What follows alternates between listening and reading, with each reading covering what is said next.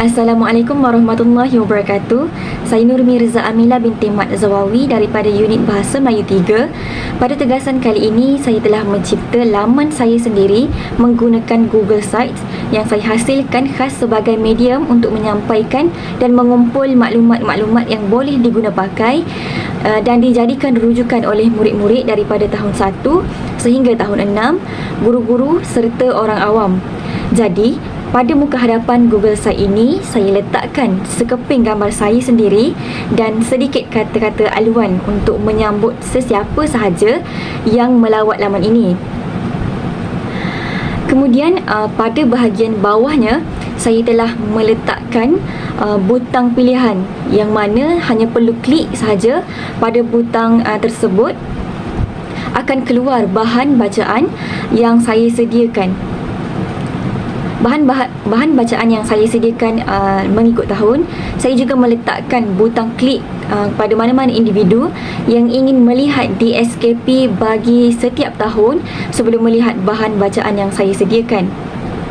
Dalam tugasan ini, saya hanya memfokuskan satu topik yang terdapat dalam dokumen standard kurikulum dan pentadsiran Bahasa Melayu atau dikenali sebagai DSKP Darjah 1, iaitu berkenaan dengan kata ganda, yang mana objektif pembelajaran tajuk ini untuk memastikan murid memahami dan menggunakan pembentukan kata ganda mengikut konsep.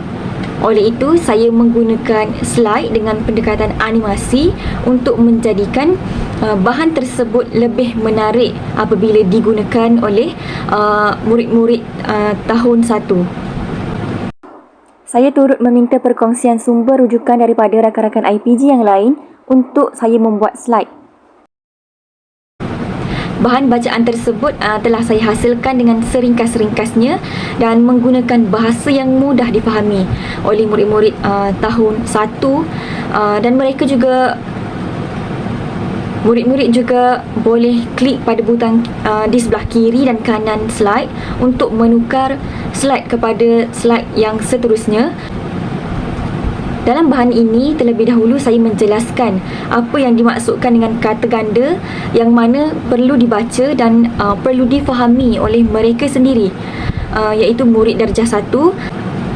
Kemudian barulah saya nyatakan bahawa kata ganda ini terdiri daripada 3 bahagian, iaitu kata ganda penuh, kata ganda separa dan kata ganda berentak, yang mana pada aras mereka hanya perlu mengetahui asas-asas terlebih dahulu sebelum belajar dengan lebih jauh. Seterusnya, saya menjelaskan tentang ciri-ciri kata ganda penuh secara ringkas dan terus memperlihatkan contoh-contoh kepada mereka. Saya menggunakan pendekatan ini supaya mereka tidak keliru dan boleh membezakan jenis-jenis kata ganda ini.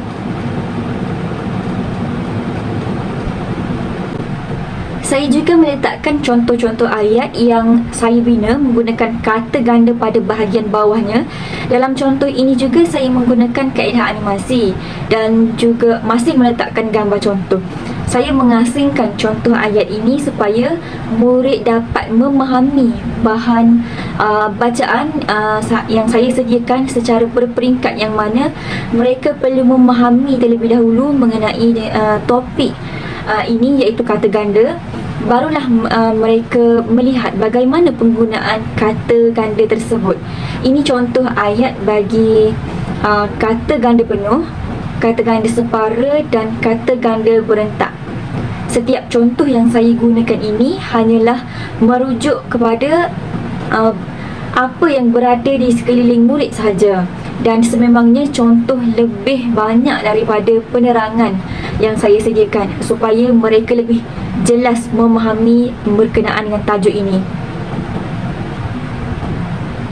Baiklah, saya juga membuat beberapa pilihan di bahagian atas ini untuk kegunaan murid, yang mana saya sediakan 2 lagi bahan pengukuhan, iaitu latih tubi dan juga penerangan.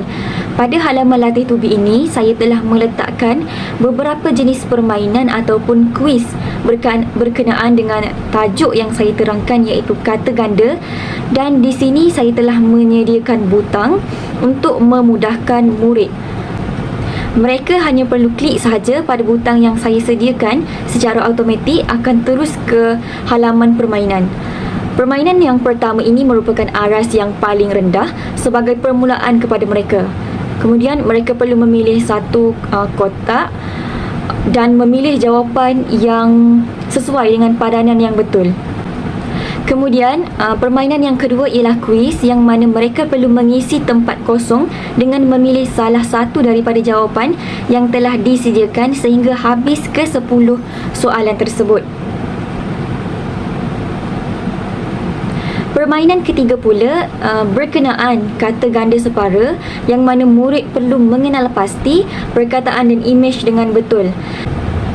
Dan yang terakhir hampir sama dengan permainan yang pertama tetapi tahapnya lebih tinggi kerana ia lebih banyak berbanding permainan yang pertama.